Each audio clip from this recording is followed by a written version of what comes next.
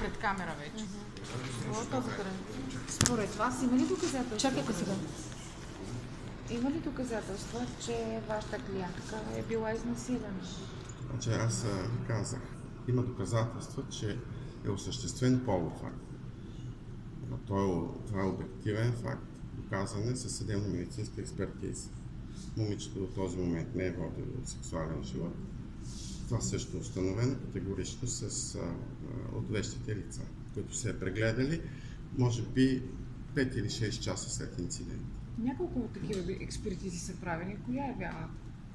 Няма в съдебно-медицинските експертизи противоречия. Има една за вагинално проникване, има втора за анално такова и за веществените доказателства, дали по тялото има следи от насилие. Следи от насилие по тялото действително не са открити. А тя все пак какво казва? Защо е отишла с него? Тя го познава от дете, защо е отишла. Тя участва в мероприятия, които той организира покрай избори.